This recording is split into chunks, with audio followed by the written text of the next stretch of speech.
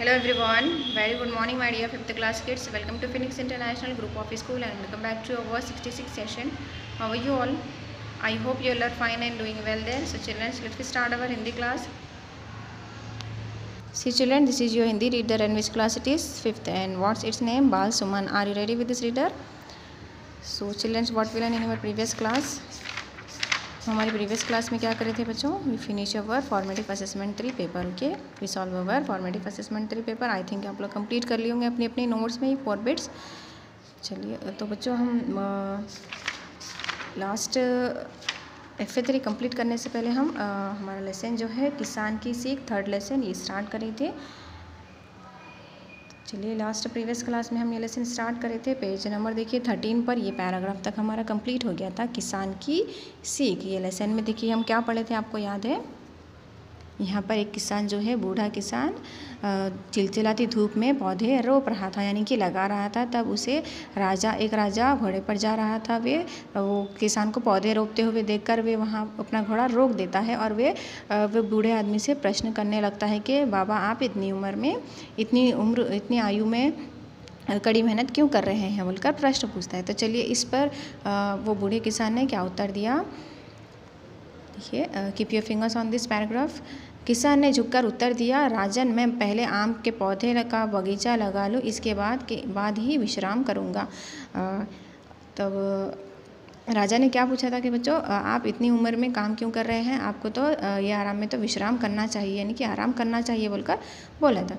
तब इसने इस पर ये बात पर किसान ने क्या कहा कि पहले झुककर उत्तर दिया, यानी देख रहे हैं ना आप चित्र में, इस तरह से झुककर बड़े ही आदर और सम्मान के साथ झुककर बूढ़े किसान ने उत्तर दिया कि राजन मैं पहले आम के पौधे लगा लूँ, बगीचा लगा लूँ, आम के पौधों का बगीचा लगा लूँ, इसके बाद मैं विश्राम करूँगा, यानी कि पूरे आम के पौधों का मैं बगीचा यानी कि गार्डन लगा लूँ, उसके बाद मैं विश्राम करूँगा, यानी कि आराम करूँगा बोलकर इस पर किसान ने उत्तर दिया राजा को. तो चलिए राजा ने कहा, राजा ने फिर पूछा आप इन पौधों को क्यों रोप रहे हैं. फिर दोबारा राजा ने क्या प्रश्न पूछा बच्चों के, आप इस पौधों को क्यों रोप रहे हैं, यानी कि रोपना यानी कि लगाना, ठीक है, क्यों लगा रहे हैं बोलकर राजा ने प्रश्न पूछा. तो चलिए इस पर बूढ़े किसान ने क्या उत्तर दिया, अभी ये मैं पौधे छोटे हैं, कल ये बड़े होकर वृक्ष बनेंगे और वृक्ष बनकर फल देंगे. बूढ़े किसान ने राजा के सामने झुककर कहा. फिर से दोबारा बूढ़े किसान ने झुककर क्या कहा बच्चों के, अभी तो ये पौधे छोटे हैं, कल ये बड़े होकर वृक्ष बनेंगे. ये तो अभी प्लांट है ना, पौधे हैं, वो बड़े होकर वृक्ष बनेंगे, यानी कि बड़े झाड़ बनेंगे, ट्री बनेंगे. उसके बाद वे वृक्ष बनकर फल देंगे, वो बड़े बनकर वे फल देंगे, यानी कि फ्रूट देंगे हमें. बूढ़े किसान ने झुककर ये कहा राजा से, क्या आप इन वृक्षों के फल खा पाओगे. राजा ने फिर प्रश्न पूछा. फिर से दोबारा राजा ने क्या प्रश्न पूछा कि बच्चों क्या आप इन वृक्षों के, यानी कि आप जो लगा रहे हैं, जो वृक्ष हैं आपके लगाए हैं वृक्ष के, आप फल खा पाओगे बोल के प्रश्न पूछा. सो turn the pages students, take out page number 14, page number 14. Keep your fingers on this paragraph. तो चलिए राजा के प्रश्न के फिर से दोबारा क्या उत्तर दिया बूढ़े किसान ने, नहीं राजन मैं फल नहीं खा पाऊँगा, मैं शायद उस समय तक जीवित नहीं रहूँगा. बूढ़े किसान ने हंसकर उत्तर दिया. फिर से दोबारा राजा के प्रश्न का हंसकर किसान ने क्या उत्तर दिया बच्चों, नहीं राजन मैं फल नहीं खा पाऊँगा, नहीं राजन मैं फल नहीं खा पाऊँगा, जब तक वो वृक्ष बड़ा हो जाएगा शायद मैं जब तक जीवित नहीं रह सकूँगा, यानी कि ज़िंदा नहीं रह सकूँगा. राजा के प्रश्न का हंसते हुए उत्तर दिया किसान ने.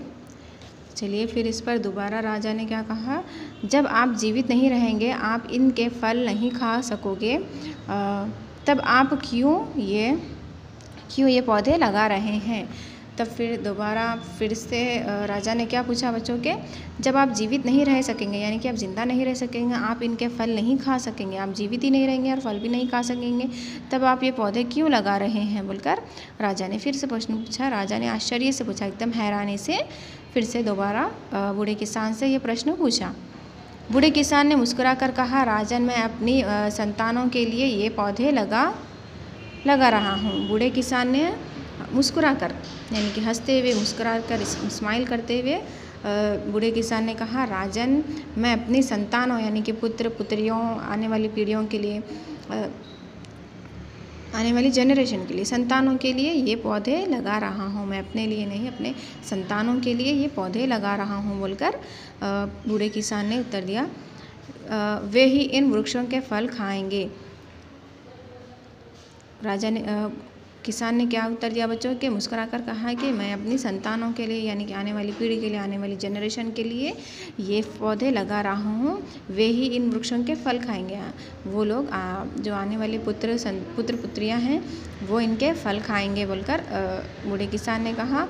मैं भी तो पूर्वजों के लगाए हुए वृक्षों के फल खा रहा हूँ।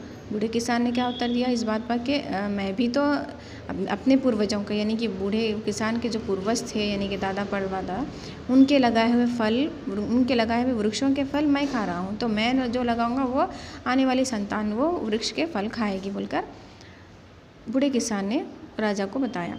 राजा ने बूढ़े किसान से कहा, बाबा आप धन्य हैं, धन्य। राजा ने बूढ़े किसान से क्या कहा बच्चों कि बाबा आप बहुत ही धन्य हैं यानी कि बहुत ही महान हैं जो दूसरों के लिए कष्ट उठा रहे हैं। राजा ने क्या कहा बच्चों कि बाबा आप बहुत ही धन्य हैं जो दूसरों के लिए कष्ट उठा रहे हैं यानी कि दूसरों के लिए इतनी तकलीफ़ उठा रहे हैं इतनी उम्र में, इतनी आयु में। किसान की बातों ने राजा का दिल जीत लिया। किसान की बातों ने क्या हुआ, राजा का दिल जीत लिया। राजा सोच रहा था जो व्यक्ति दूसरों की भलाई के लिए कष्ट उठाते हैं वे कितने महान हैं। राजा क्या सोच रहा था बच्चों के राजा सोचने लगा मन ही मन के जो व्यक्ति दूसरों की भलाई के लिए कष्ट उठाते हैं वे कितने महान हैं। जो व्यक्ति जैसे कि किसान जो है दूसरों के लिए कष्ट उठा रहा है यानी कि तकलीफ़ उठा रहे हैं वे बहुत ही महान होते हैं यानी कि बहुत महान यानी कि बड़े होते हैं, बहुत ही धन्य होते हैं बोलकर राजा सोचने लगे जो व्यक्ति दूसरों की भलाई के लिए सोचते हैं, कष्ट उठाते हैं। So children, with this we have completed our explanation. I hope you understand this.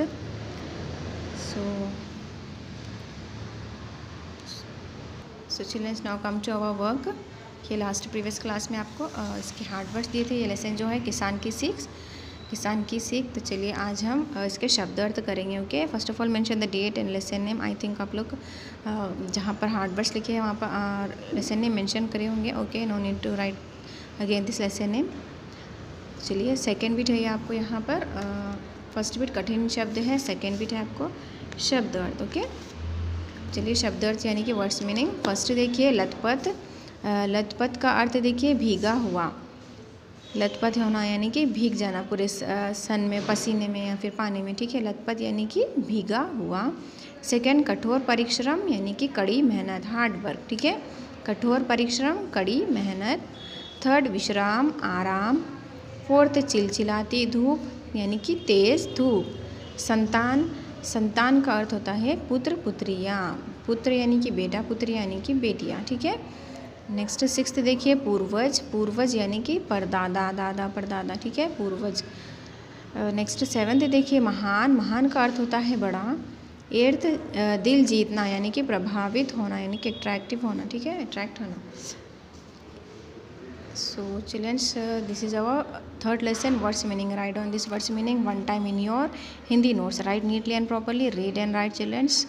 So with this we have completed our meanings. Inshallah in our next class we will continue our we will start our reader work. Okay, till then complete this bit in your notes, write neatly and properly. So inshallah we'll meet our next class. Till then take care, have a nice day everyone.